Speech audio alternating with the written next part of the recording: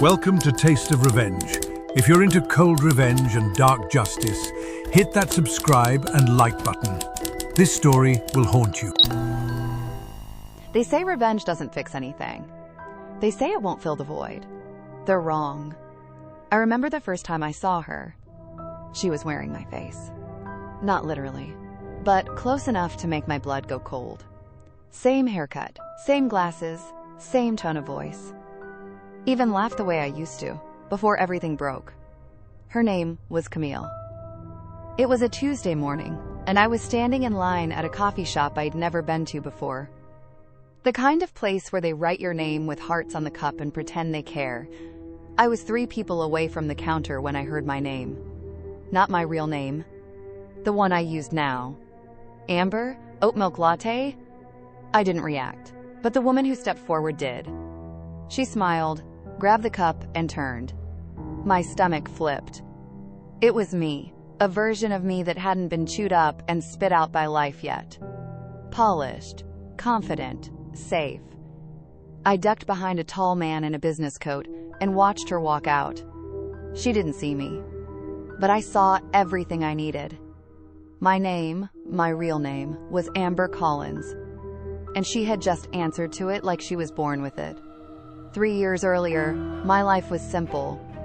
I worked in an ad agency as a junior strategist. Quiet, forgettable, organized. No enemies, no big dreams, just enough to keep the lights on. Then she came. Camille joined the team as a freelance consultant. Charming, sharp, the kind of woman people trusted instantly. She complimented everyone, especially me. "Amber, you're so good with details. Amber, you have such an eye for branding." She made me feel seen. So when she asked if I wanted to grab drinks after work, I said yes. When she said we should start a little side hustle together, I said yes. When she asked for my help setting up an LLC in my name, I still said yes. Because I thought she was my friend. And then, things changed. It started with small things. My credit card was declined. My email password stopped working. Client messages I'd never seen popped up on my phone. Then came the call from HR. They said I'd been billing hours for a private client using company time. Except I hadn't. I was suspended. 2 days later, I came home to find a notice of eviction taped to my door. Bank accounts drained. Credit destroyed. The police? They thought I was lying. Or crazy. Or both. The final blow? A social media post from Camille. She had started her own agency. Amber Collins Creative, it said. With my portfolio, my designs, my name. I disappeared after that. Not by choice. I had no money, no support. But also, not by accident. Because disappearing gave me time. To plan. To rebuild. And to destroy. 2 years passed. I got a new name. New papers. New job at a cybersecurity firm, of all things. Funny how pain makes you resourceful. I learned everything I could. Spoofing, scraping, financial tracing, digital dead drops. And slowly, I began to weave myself into Camille's world again. Quietly. First, I became her virtual assistant. Under a fake identity. She didn't even remember me. Just another invisible woman behind a screen. Then I got close to her clients. Sabotaged campaigns. Delayed deliverables. Toxic rumors in the right ears. It wasn't enough to make her fail. Not yet. Because revenge isn't about pain. It's about precision. The day I found out about Daniel, everything accelerated. Her fiancé. Golden boy, clean record, inherited money. He adored her. Or so he thought. They were planning a wedding. I made sure the venue double booked. The cake? Swapped. With one that had nuts. Camille's allergy. The dress designer dropped her after an anonymous tip about unpaid work. Still, she smiled through it all. I needed to go deeper. So I targeted the agency. I created a whistleblower packet. Anonymous. Leaked emails, financial reports, all fabricated but indistinguishable from real. Clients pulled out. Contractors walked. The IRS started asking questions. And through it all, she never once suspected me. Until the final day. I walked into her office, the one that used to be mine in the old life, and sat down across from her. She stared at me, confused. "You look familiar." I smiled. "You stole my life, Camille, so I took everything you loved." She opened her mouth to speak, but I was already gone.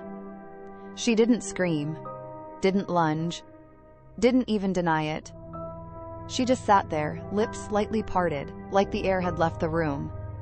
I could see her mind scrambling, searching for where she knew me from. The coffee shop? The email threads? Somewhere deeper? But I didn't give her the luxury of time. I walked out of her glass-walled empire and into the rain, not bothering with an umbrella. The storm behind me had only just begun. Camille didn't crash overnight. That would have been too easy. No, I made sure she rotted. One investor pulled out. Then another. A whisper campaign started circling around town. Subtle things. Did you hear she faked her degree? Someone said her last campaign was plagiarized. A vendor mentioned late payments. All lies. All planted. All believable. Meanwhile, I climbed. I used the name Marla Jensen now. Clean, quiet, unsearchable. A background I built from scratch using dead databases and shadowed records. And under that name, I started my own brand consulting business. Nothing flashy, but steady, profitable. And ironically, or maybe poetically, I started getting her old clients. The ones who didn't want drama. The ones who preferred precision. Camille tried to hold it together. She gave a TEDx talk. She launched a podcast.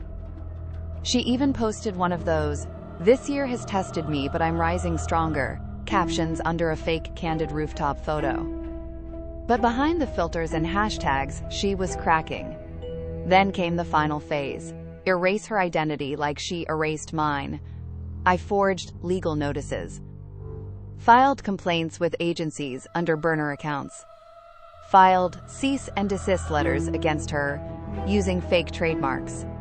Each one chipped away at her digital presence. Then, I went personal. I got into her childhood email. The one she used to sign up for everything back in the day. I found photos. Old therapy journals stored on the cloud. Cringe blog posts about her high school heartbreaks. All locked, never deleted. I bundled them. Every insecurity, every mistake. And I leaked them. Not publicly. To one person. Daniel. He didn't take it well. Turns out, Camille never told him the full truth about who she used to be. The bankruptcies. The fake names. The fact that Amber Collins wasn't her first identity theft, just her best one. He left her quietly. 2 days after the email. 1 day before the wedding. Camille tried to reach him for weeks. She showed up at his place crying once, but he didn't even open the door. She screamed in the driveway until a neighbor threatened to call the cops. That's when I knew I had her. Not just professionally. Not just socially. But existentially. She didn't know who she was without the stolen pieces. Without the borrowed charm and someone else's credentials. I didn't just ruin her career. I ruined the mask she wore to survive. And once that was gone, she disappeared. But I didn't. I started showing my face again. My real one. Amber Collins. No aliases, no shadows, no shame. The truth? It never felt like revenge. It felt like restoration. But one part of me still wasn't done. Because justice, real justice, needed a witness. So I printed it all. The fake invoices, the bank transfers, the therapy journals. I put them in a black box, sealed with a red ribbon, and I mailed it. To her mother. No return address, just a note on top. Ask your daughter who she really is. She moved cities after that. I heard she changed her name again. No social media, no LinkedIn. Some say she works retail now. Others think she left the country. Me? I don't care. Because she knows I'm out here, living under my real name, thriving with the identity she tried to erase. And she'll never be safe from the truth again. Some nights, I still check the email account I used to pretend to be her assistant. There are no new messages, no urgent requests, just spam and silence. But once, about a month ago, something new popped up. Subject, I know it was you. No name, no body, just that one line. I didn't panic, I didn't reply. Because she should know, and if she didn't before, she does now. I deleted the message, but not before saving a copy. I keep it in a folder called Closure. Funny, right? I don't know where Camille is now, I don't care. But I know she's not free. Because when you build your life on stolen bricks, eventually it crumbles. And when it does, all that's left is who you really are underneath. In her case, nothing but echoes. In mine, a woman who rebuilt herself with scars as her blueprint. I'm not a hero. I'm not even sure I'm the victim anymore. But I am free. And that's more than she'll ever be. Or, at least, that's what I told myself. But closure is a fragile thing. And freedom, even more so. Because a few weeks ago, I got a call. Blocked number. I almost didn't answer. But I did. There was no voice on the other end, just breathing, soft. Uneven, familiar. I hung up. Then it happened again. Same time, next night. This time, a whisper. You don't get to win.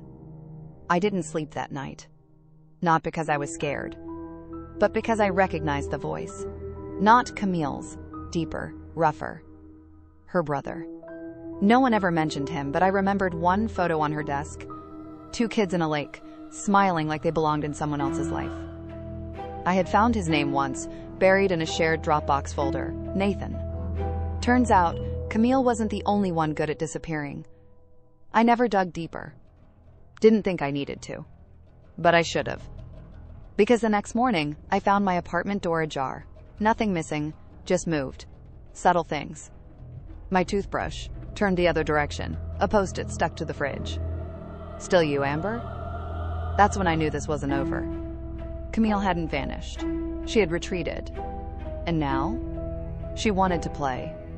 I moved the next day, rented a new place under another name, again. The irony wasn't lost on me. I wasn't scared of her, but I was tired. Revenge is like a drug, potent, blinding, and impossible to dose correctly. I had gone too far, and now she was dragging me back. The first real sign came in my business dashboard. A refund request, from a name I didn't recognize, on a product that had never been listed. A glitch? No. It was a footprint. Her way of saying, I can touch your world too. So I locked everything down, again. Firewalls, encryption, paper backups. But it didn't stop. Clients ghosted. My site went down for 3 days. A fake Yelp page appeared with photos of me. Old, unflattering, taken without my knowledge. I thought she had nothing left. But the thing about people like Camille, they don't need much to cause chaos. All they need is a crack in the mirror. And I had given her one, by leaving her alive. So I made a decision. Not to destroy her again, but to end it. Really end it. I booked a ticket, back to the town where it all started, where I saw her wearing my face for the first time. Back to that coffee shop. I didn't expect her to be there, but I needed to see the place, to remind myself of who I was. Amber Collins. The woman who rose from ash, not theft. I sat at the same table in the corner, ordered an oat milk latte, this time under my real name. And just as I took a sip, someone slid into the seat across from me. I looked up. She had cut her hair. No makeup, no fake lashes. Just tired eyes and a bitter smile. Camille. Thought you'd be taller, she said. I didn't answer. She looked thinner, paler, but not weak. "Was it worth it?" she asked. I looked her dead in the eyes. "No, but it was necessary." She smirked, then slid something across the table. A flash drive. "I'm done," she said. "You win. That's everything I have left." I didn't touch it. "You expect me to believe that?" She shrugged. "You can believe whatever you want. Just know this. I didn't come here for you. I came to bury it. I want out." And for the first time since this began, I believed her. She stood, zipped her coat, and paused. "You rebuilt yourself. Good for you. But don't forget, you're not the only one who lost something." Then she walked out. No threats, no drama, just quiet. I pocketed the drive. Back home, I plugged it in. Encrypted folders. Photos, fake IDs, audio clips, emails between her and her brother, begging him to stop contacting me. She had tried to stop it. And failed. The final file was a text document. One sentence. I wanted to be someone. I didn't know how else. I sat there for a long time. Not crying, not angry. Just still. Maybe revenge doesn't fill the void. But sometimes, understanding does. I closed the laptop. And finally, let go. I thought letting go would feel like a final breath after drowning. Instead, it felt like silence. Not peaceful, not haunting, just quiet. The kind of quiet that comes after a long, chaotic storm, when the wind stops, but the mess is still everywhere. I didn't clean it up right away. I couldn't. I didn't know what was mine anymore, and what was hers.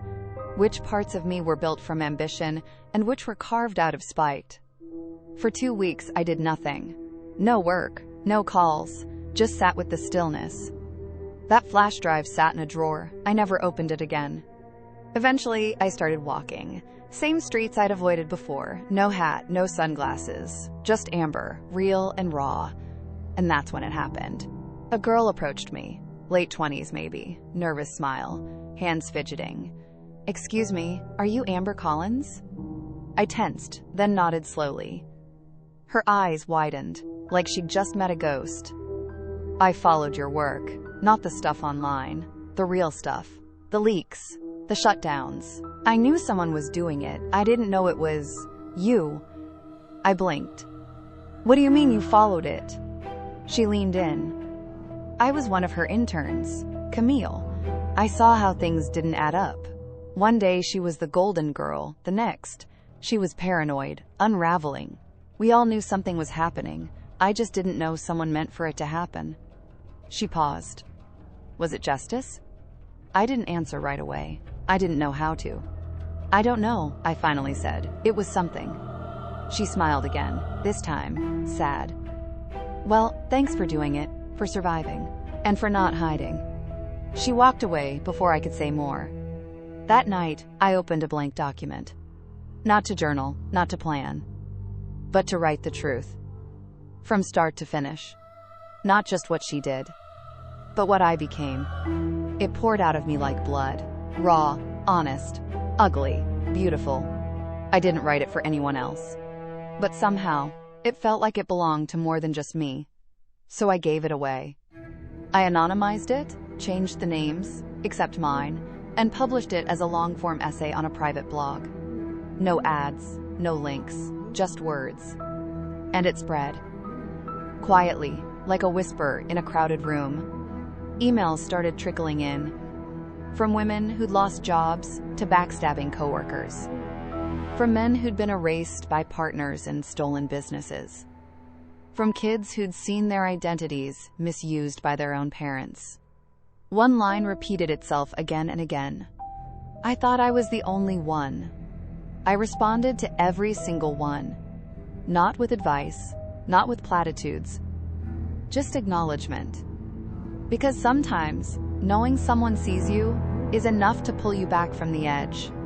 Then one day, I got an email with no text. Just an attachment. A voice recording. I almost didn't listen. But curiosity is louder than fear. I hit play. The audio cracked for a moment, then a breath. Then Camille's voice. Amber, if you're hearing this, I want you to know I meant it. I'm done. I'm tired. You won. I know that. But I also know, maybe I never stood a chance. You were always sharper than I gave you credit for. A pause. I was never supposed to be the villain, but I guess that's what villains always think. Click. That was it. No apology. No ask for forgiveness. Just the truth. Or some version of it. I saved the file. But this time, not in a folder called Closure. I started a new one, called Beginning. I built a small community from that blog. People shared their stories. Quiet revenge, survival, reinvention. We called it the Mirror Room because sometimes the most powerful revenge is seeing yourself clearly again. No masks, no lies, just raw reflection. I never charged anyone, never monetized the platform. It wasn't about that. It was about reclaiming something bigger than a stolen name. It was about legacy. Mine. Amber Collins. The girl they erased. The woman who came back louder. And the truth? Some nights, I still wonder what would have happened if I had forgiven her. If I had picked up the phone that night instead of walking away. But then I remember, forgiveness is a luxury. And I worked too damn hard to afford anything that soft. I don't hate her anymore. But I'll never thank her either. She taught me how far someone will go to take what isn't theirs. And I taught her how far someone will go to take it back. That's where the story ends. Or maybe, that's where it truly begins. Because revenge, when done right, doesn't echo with violence. It hums with clarity. And I've never seen myself more clearly than now. After that message, I know it was you. I stopped waiting for the end. Because it wasn't coming. Camille could vanish into thin air, change names again, grow her hair out, dye it black, learn Mandarin, move to another continent.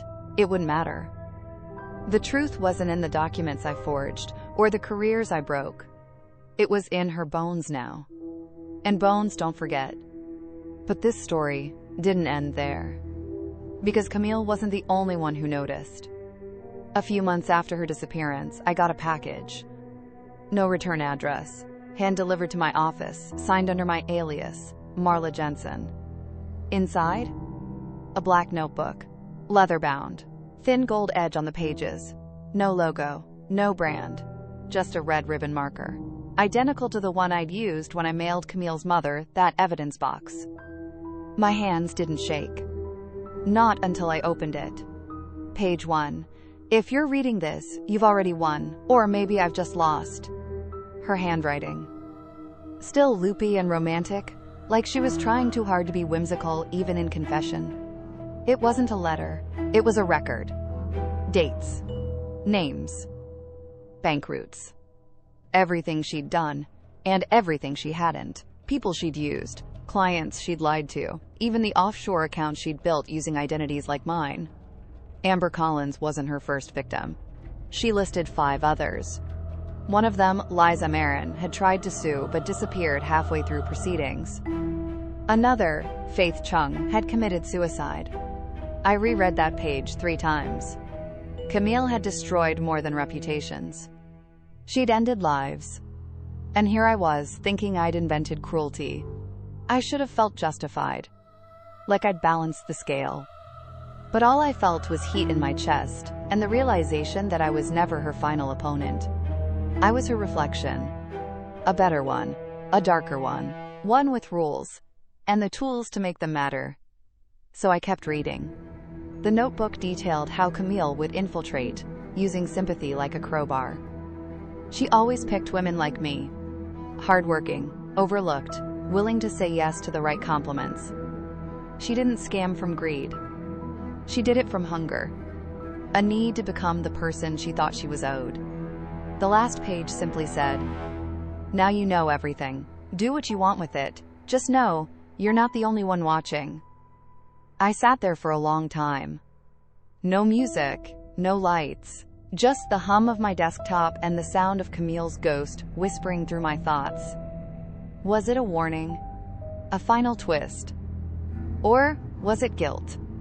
I burned the notebook the next morning.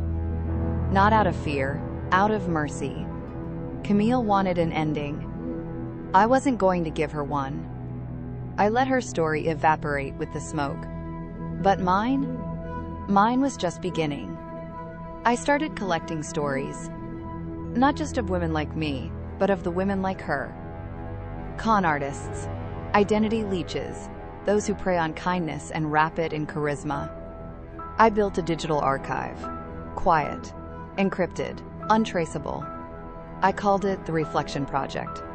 One by one, I traced the breadcrumbs. Fraud forums, bankruptcy court records, private Reddit threads full of half-screamed warnings. I wasn't trying to be a vigilante. I just didn't want anyone else to feel like I did. Invisible, erased, insane. And slowly, the archive grew. There was Sophia, who lost her teaching license after her mentor framed her for plagiarism. Janelle, who signed over power of attorney to her roommate and woke up without a home. Greta, who spent 4 years in therapy unpacking the gaslighting from her so-called co-founder. Each story had the same skeleton. Each thief wore a different face. Some were men, some were charming, some were silent manipulators. But all of them had one thing in common. They were builders of mirrors. They crafted identities from scraps, held them up to you, and made you love the version of yourself they reflected. And when they shattered it, you were the one left bleeding. I wasn't special. I was just the one who hit back harder. Eventually, I started getting messages. From whistleblowers. From survivors. From people who'd found the archive and said, "I thought I was alone." One woman, a prosecutor, offered to feed me sealed documents if I could anonymize them. Another, a former hacker from Belgium, said she could erase anyone digitally in under 6 hours, offered her services for free. Said she owed someone. I didn't ask who, because this wasn't about revenge anymore. It was about prevention. About warning the next Amber Collins before she lost everything. And if that meant I had to become something darker than what hurt me, so be it. Let Camille live in the shadows. Let her wonder if every crash of glass or whisper behind her ear is me. Because it won't be. I'm too busy building something better than destruction. I'm building memory. And memory doesn't die. The Reflection Project wasn't legal. At least, not entirely. Some of the tools I used, let's just say they wouldn't hold up well under a subpoena. But when you've had your life stolen and sanity questioned, legality becomes a luxury.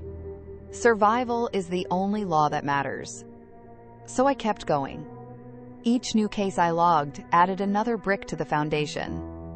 The stories weren't just entries anymore.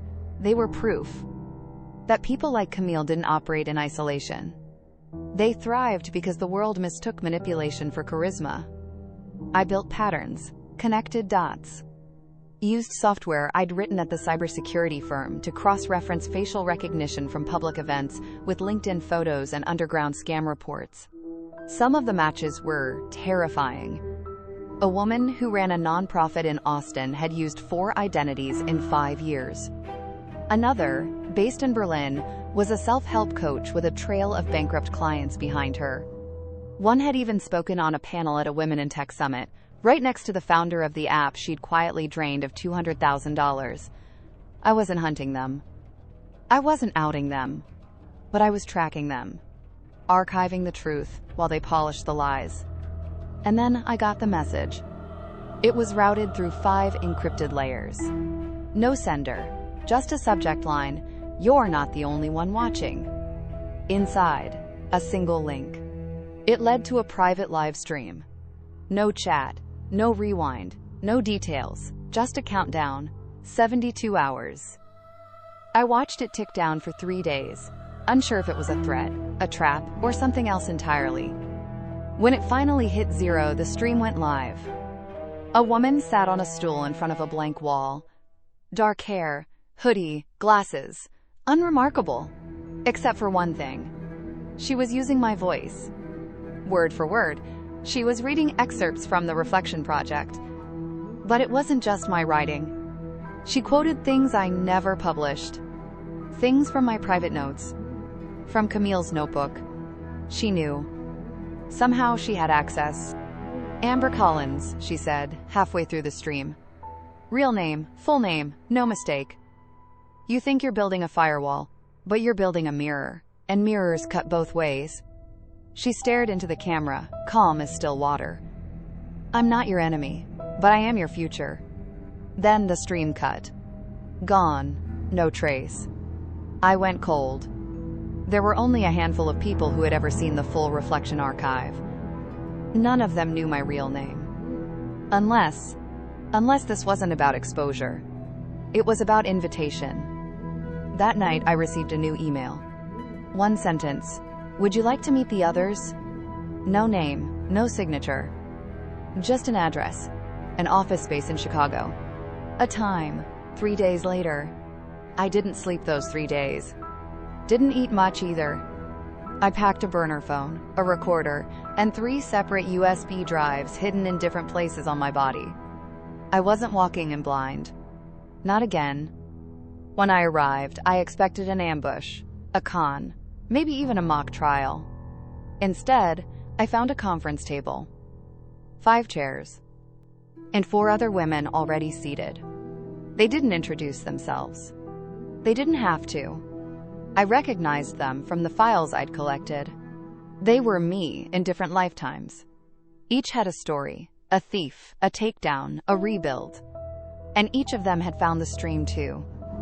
The woman who hosted it never appeared in person, but she left something behind, an encrypted drive. Inside, a list. Dozens of names. Grifters, con artists, corporate parasites. Each name had a profile, a pattern, a pressure point. Everything needed to dismantle their illusions, or at the very least, expose them to the light. And at the top of the file, Camille's name. Marked, closed.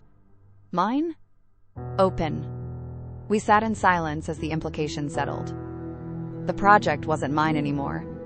It never was. I was just the latest torchbearer in a long chain of reckoning.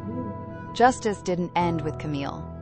It started with her. The air in that room was thick, not with fear, but with decision. No one told me what to do. No one handed me a mission. But the drive was mine now. That much was clear. The others left, one by one without a word. No handshakes, no goodbyes. Just a nod here, a glance there, like passing a match down a line of fuses.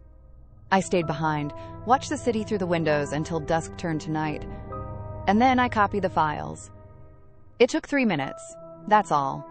3 minutes to download decades worth of damage and blueprints for retribution. Back home, I didn't open it right away. I sat with it on my desk. Just stared at it. Because I knew, the second I engaged with it, there was no going back. Camille was personal, but this was structural, generational, wrought threaded through polished reputations and verified badges. This wasn't about one stolen life. This was about justice without applause. I opened the folder at 3:17 a.m. The first name that caught my eye? Mara Renly. Founder of a startup incubator, praised in Forbes. Angel investor, poster child for female empowerment in tech. But according to the file, she wasn't just a founder. She was a forger. 3 bankrupt shellcore tied to her previous aliases, mentorship programs that siphoned equity, NDAs, silencing interns. I cross-checked everything. And it was all real. So I did what I trained for. I drafted a whisper packet. Same method I used for Camille. Anonymous source leaks, fabricated but true enough emails, plausible documents. But this time I added something new. A redemption path. The final page of the packet wasn't about punishment. It was about prevention. A quiet way out, in case Mara chose truth over image. She didn't. Within days, she doubled down, denied everything, hired a PR firm, posted a crying selfie about being targeted as a successful woman in a male-dominated space. Classic deflection. But the packet worked. 3 mentees came forward. 2 VCs froze funding. She didn't disappear, not like Camille, but her empire cracked. 1 down. 43 names to go. I didn't plan to do them all. But each time I closed a file, another one called to me. There was the New York therapist who stole trauma stories to write a bestseller. The LA wellness guru who sold lead-tainted supplements under a pseudoscience brand. The London artist who forged her own stalker to drive up gallery interest. And then there was a name I hadn't expected. My boss.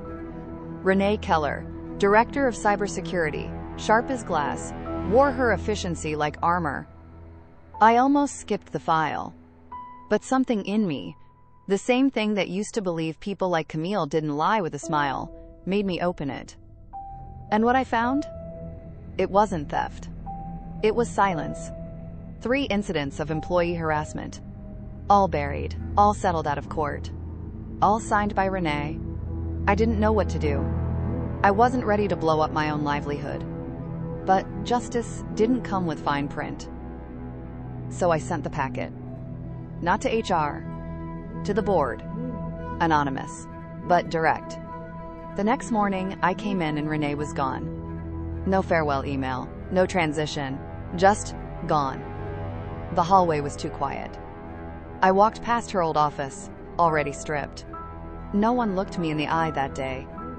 I didn't know if they suspected me. But for once, I didn't care. I wasn't Amber the assistant, or Amber the victim, or Marla the ghost. I was a reckoning. And reckoning had no face. It started small. A blog post on an obscure tech site, asking why 3 female founders in 2 months had quietly stepped down after anonymous document leaks. Then a tweet thread, viral within hours, tracing connections between them. No one mentioned my name, but someone out there was watching. At first, I thought it was paranoia. A package arrived with no return address. Just a burner phone inside and one message preloaded. You're not the only one cleaning house. That night, I didn't sleep. The next morning, a second message came through. Let's talk, or stay in the dark. Your choice. I let it sit. Days. Eventually, curiosity broke the seal.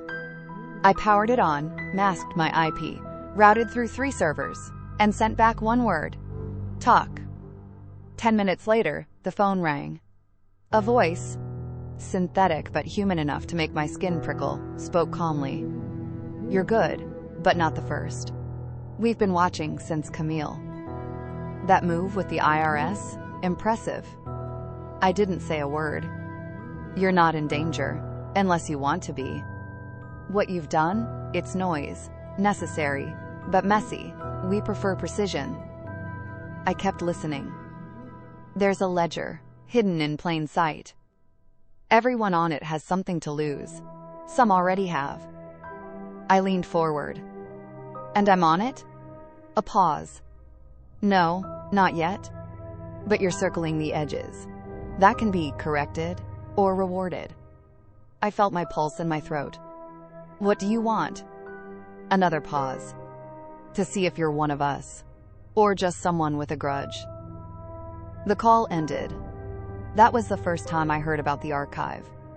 A database, buried on the dark web, said to house over 1,000 profiles of high-level individuals, politicians, CEOs, media heads, each entry encrypted, each holding leverage. I didn't believe it at first. Sounded like a conspiracy theory wrapped in hacker lore. Until I found it. Not all of it, just a keyhole view. But enough to recognize names, faces, histories rewritten. And enough to know that Camille had just been the prologue. This was the real story. So I made my choice. I burned the burner phone. But I didn't walk away. Instead, I opened a fresh terminal, launched everything I'd been too afraid to touch before. I was done hiding behind old revenge. Now I was hunting truth. And the truth? It was dirtier than I ever imagined. I thought I was done with masks. But as I stared at the screen, staring back at me wasn't Amber Collins. It was a username I hadn't seen in 3 years. Iris.7. That was the alias Camille used in our early side hustle days. A shared login we created to manage our files, back when we were still partners. It was tied to an encrypted Notion workspace we used to brainstorm client projects and strategy decks. She hadn't logged into it in years. And yet, there it was. Last seen 16 minutes ago. I froze. My hands hovered over the keyboard, heartbeat in my ears. She knew. Or someone pretending to be her did. Inside the workspace, a new page had appeared. No title. Just a single line of text, centered on a white background. You didn't finish what you started. I opened it. A single file loaded. An audio recording, less than 30 seconds. Camille's voice, calm, flat, nothing like I remembered. You think I broke first, but the thing about masks, they don't shatter. They slip. And sometimes, the face beneath is worse. That was it. No context, no timestamp, no threat, just a warning. I stared at it for a long time. Then I downloaded the file, extracted its metadata. Nothing. No origin tag, no IP trail. Whoever sent it, it wasn't Camille. It was someone who wanted me to think it was her. And suddenly, everything twisted. What if Camille never ran? What if she didn't change her name but had it changed for her? What if the identity she stole from me wasn't the only one she'd taken? The more I dug, the more the cracks widened. There were whispers on old subreddits, threads that had since been deleted, cached only by scraps. A woman in Miami arrested for tax fraud using the name Amber Collins. A creative director in Berlin fired after her resume was proven fake, degrees, experience, all fabricated under my original portfolio. Camille hadn't just stolen my name. She'd duplicated it, replicated it, spread it like a virus. And I wasn't her only source. She'd built an empire of paper ghosts, lives taken, folded, sold, and abandoned. A system. A machine. And whoever was running it now was cleaning house. I started receiving photos. Printed, mailed, no return address. Each showed a different woman, taken from a distance. Always mid-step, mid-laugh, mid-life. All of them looked like me. Or like Camille. Or like something in between. Underneath each photo, handwritten in red ink. Which version are you? I began to doubt my own reflection. My own memories. I tore through old emails, scanned every archive I had. I found a file Camille once named Root. I'd ignored it for years, assumed it was a backup folder. Inside, a spreadsheet. Hundreds of names, photos, passport scans, social handles, all fakes, all borrowed. And then, a final column, stability rating. Each entry had a score. Some were 87, some 62. One was 91. I searched my own name. Amber Collins, 98. I wasn't her favorite identity. I was her most stable one. I wasn't her victim. I was her prototype. It changed everything. Suddenly, all of my pain, the downfall, the loss, felt orchestrated. A test run. Camille had never needed my trust. She needed my predictability. And now, someone else had picked up where she left off. Only now, I was unpredictable. A loose end. And loose ends get cut. The night my apartment was broken into, they didn't steal anything. Not really. They left things. A thumb drive, an envelope, a compact mirror, shattered. I plugged the drive in, no files. Just an executable that opened a full-screen message. Are you ready to become who you were always meant to be? Then the screen glitched, and my webcam light blinked on. I yanked the cord out before the image could stabilize. I thought I'd covered every trace of myself. Every network, every device, every backup. But I forgot the first rule Camille ever taught me. The person who holds the file isn't always the one who made it. I'm being watched now. Not by Camille. She's gone. But by someone who thinks like her. Someone who sees people as identities to wear. I still don't know if I'm being hunted or recruited. Maybe both. But one thing I do know, I'm done running. I've started a new list. Not of people to take down, but of identities to dismantle. Brick by brick. File by file. Face by face. And when I find the architect behind it all, the one pulling Camille's strings, I'll look them in the eye. And I'll smile. Because I was never just a name. I was the reckoning they couldn't calculate. And this time, I'm not coming for revenge. I'm coming to erase the whole system. I didn't sleep for days after that. Not because I was afraid. Because I was calculating. I stopped thinking like Amber Collins. I stopped thinking like Camille. I started thinking like the system. Because if I was the prototype, then that meant there were others. Versions, iterations, fractures of identity passed down through clean fonts and corporate bios. And whoever was building them was still out there, testing what worked. The question wasn't who was next. The question was how many Ambers had already lived and died before me. I flew to Chicago under the name Aaron West. It was the alias tied to the oldest entries in Camille's root spreadsheet.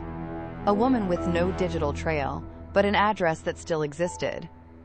It was a rundown duplex with a busted porch light and chipped paint. But someone still lived there. A woman opened the door, mid-50s. Blonde roots grown out, hollow eyes. I recognized her instantly. Not because I knew her, but because she looked like a draft of me. She stared for a long moment before speaking. "You're one of hers, aren't you?" I didn't answer. I didn't need to. She stepped aside and let me in. Her name was Margaret, but once, she was Aaron West.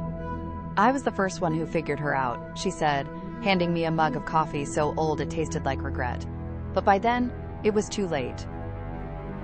She told me about the early days, back when Camille wasn't Camille, back when she was a sociology grad named Lizette who believed identities were fluid, moldable. Like paper masks, Margaret said, she wore people the way actors wear roles. Then she got bored and left them hollow. Margaret had lost everything. Not because Camille ruined her.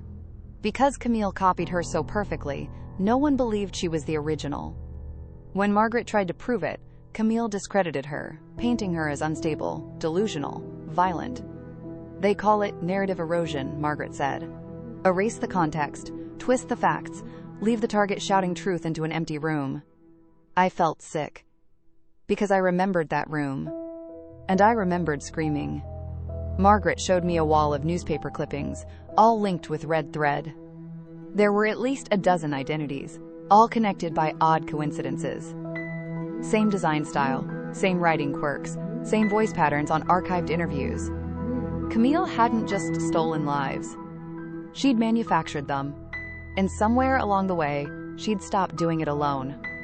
"There's a network," Margaret whispered. "They call it the gallery." "Like an art gallery?" "No. Like a place where you hang portraits of people who no longer exist." That night, I broke into a storage facility Camille once rented under an alias. The unit was still active. Inside, I found file boxes, stacks of them, labeled with names, dates, cities. Each box was a life. Amber Collins had a box. So did Margaret. So did Camille. I opened mine. Inside were receipts, journals, forged letters, school transcripts. But there was also something I hadn't expected. A photo of my mother. Dead 10 years now. And behind it, a note. Everything real begins with something fake. I don't remember driving home. I just remember sitting in my apartment, the box at my feet, feeling the edges of reality blur. Had Camille chosen me because I was predictable? Or had I been built for her? Had I ever been real? I needed proof. I needed clarity. So I booked a session with a forensic memory analyst, someone who specializes in identifying manipulated recollections. Yes, that's a real thing. at least in the right circles. We sat in a room for 3 hours while he guided me through memory regression. Colors, sounds, details. And slowly, things surfaced. Things that didn't belong. A birthday party that never happened, a teacher I couldn't place, a scar I never had until it showed up in a yearbook photo. At the end of the session, he looked pale. "Someone didn't just steal your life," he said. "They inserted pieces into it." I started to unravel. Not with fear, with purpose. Because now I knew. Camille didn't just wear me. She wrote me, and whoever was writing people into existence needed to be exposed. Not just for me. For every woman in those boxes. For every face on those grainy photos. I'm going to burn it all down. Not in rage, not in chaos. In evidence. I've begun collecting stories. Interviews. Forensics. Deepfakes. Forged histories. I'm building a mirror so detailed that the gallery can't deny its own reflection. And when it's finished, I'll leak it. Not to the police. They wouldn't understand. I'll send it to every whistleblower journalist, every darknet leak board, every institution that's built its reputation on exposing rot behind glass doors. I'll make sure the gallery's work becomes their tombstone. And if Camille is still alive, if she's out there watching, I hope she sees what I'm becoming. Because I am no longer Amber Collins. I am every identity she erased. And I've learned the one truth they never wanted me to know. The best revenge isn't destruction. It's reconstruction. Brick by brick. Name by name. Until every lie collapses under the weight of its own story. I didn't sleep for 2 nights after that. Instead, I read every file from the storage unit. Every forged identity, every stolen past. Dozens of lives Camille had borrowed and discarded like shoes. Some were too close to mine. The same eye color, same handwriting, same laugh. And then, one wasn't. It was a man. David Keene. Financial analyst, New Jersey, born 1987, died 2019. Suicide. At least that's what the report said. But tucked behind the file was a transcript. Not police, not hospital. It was a debrief. Conducted by someone named S. Mira. And across the top, one word, burned like acid. Integration failed. I dug deeper. S. Mira wasn't a person, it was a project. Systemic memory reattribution and assimilation. A tech experiment. Privately funded. Designed to explore whether personalities could be overwritten remotely, not with brainwashing, but through identity immersion. Digital suggestion. Behavioral mimicry. Environmental substitution. I read for hours. It wasn't sci-fi. It was Camille's playbook. Only, she hadn't invented it. She had been part of the test. Or worse, she had escaped it. I needed to know if I had too. So I called the last number listed under my mother's name. It was disconnected, but the billing history traced to an old hospice on the edge of Nevada. I booked a flight, rented a car. The building was quiet, sun-bleached, faded wallpaper, a front desk that smelled like talcum powder and denial. The nurse looked confused when I asked for records. She passed in 2013, hon. There's nothing else. Was there ever another patient under her name? I asked. Silence. Then she pulled me into the back and showed me a file. Same name, same birthday, but different photo. And across the page, written in blocky ink, emergency identity transfer complete, subject deemed stable. That's when it hit me. I hadn't just been copied. I'd been installed. I staggered outside and threw up in the parking lot. I wanted to scream, to claw my way out of my own skin, to ask questions I didn't have words for. Was I ever Amber Collins? Or was I just the best version of her someone managed to fabricate? Camille hadn't stolen my life. She'd been assigned to it. Just like I had. The next day I went completely dark. Deleted every alias, burned every SIM card, wiped my drives. I built a new OS. air-gapped and encrypted with layers I couldn't even access myself. I created a single file, the gallery, master dossier, and then I disappeared. Again, but not to hide, to infiltrate. I now work inside one of the companies that funded Esmira.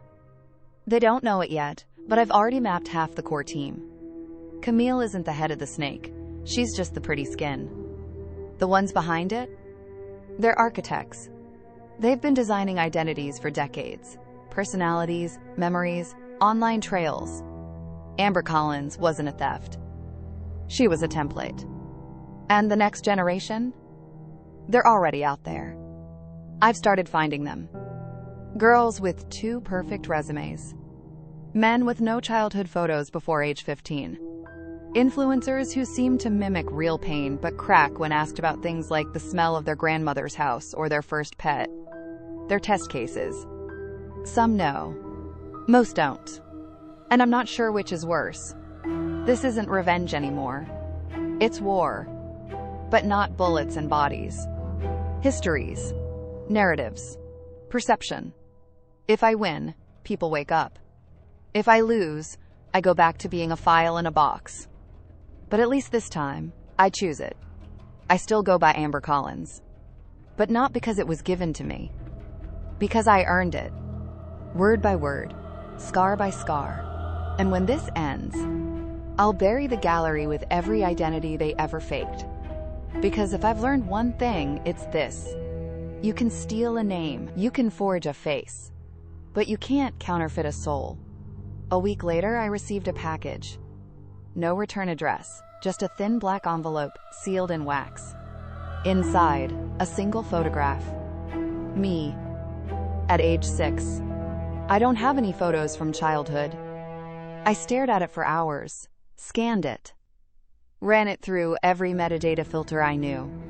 No GPS, no timestamp, no digital signature, just the word original scratched into the back.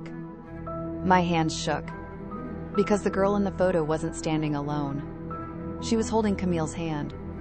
I didn't remember it, but I remembered the scar on my knee, barely visible now. And in the photo, it was fresh, like it had just happened. My brain couldn't process it. Were we raised together? Were we prototypes? Was she my sister? Or worse, my mirror? I traced the origin of the envelope. It had passed through 5 distribution centers. The last one? Langston, Wyoming.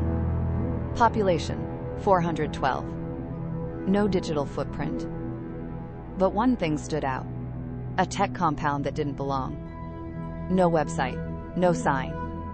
Just acres of fencing and a discreet fiber line leading underground. I went there. I told myself I wouldn't go in, just observe, collect data, be smart. But the second I saw the insignia carved into the gate, a circle split in 2, I knew. Same symbol burned into the corner of Camille's therapy files. Esmira wasn't just a project. It was a facility. Still active. Still building. And inside, my face greeted me a dozen times. Not photographs. Live feeds. 12 women, each with variations of my expression. My mannerisms. One even had the same necklace I'd buried in Nevada 5 years ago. They were practicing, training, learning to be me. My breath caught. And then, one of them turned. She looked into the camera and smiled. A slow, knowing smile, like she'd been waiting, like she wasn't surprised. My hands moved on their own, reaching for the kill switch I'd wired into my jacket pocket, a tiny EMP pulse that would fry every unsecured signal within 50 feet. But just before I pressed it, the screen changed. New face. Not mine. Camille. Except older. Not worn out. Upgraded. Sharper cheekbones. Cooler eyes. Tighter voice modulation. Not Camille 1.0. This was 2.0. She spoke directly into the lens. Amber, or should I say, version 17? My blood froze. She continued, "You've done well. Most don't make it past phase 4. But you thrived. You taught us more than you'll ever know." Behind her, the lab flickered, monitors glowed, more women passed, all familiar, all just off enough to be uncanny. "You think you're exposing us, but every step you took was part of the loop. Every trace, every leak, every moment of doubt. We designed it. You were the study, you were the proof." Her smile widened. "And now, you're obsolete." The screen went black. I pressed the EMP. Lights shattered. Alarms screamed. I ran. Through smoke and data haze, through echoing halls that smelled like sterilized regret. By the time I emerged on the other side of the compound, I was coughing blood. But I had one thing with me. A hard drive, still warm from the server port. Label, GEN18, a Collins. I didn't know what it meant. Not yet. But I knew what to do with it. Now I live in motion. Burner laptops, cash payments, dead drops inside abandoned libraries. The hard drive is triple encrypted, air-gapped, backed up across 6 continents. And someday soon, I'll publish it. Not for fame, not even for closure, but so no one can ever be rewritten again. I haven't seen Camille since that night, but I feel her sometimes. In systems that suddenly shut down. In faces on subway cars that almost match mine.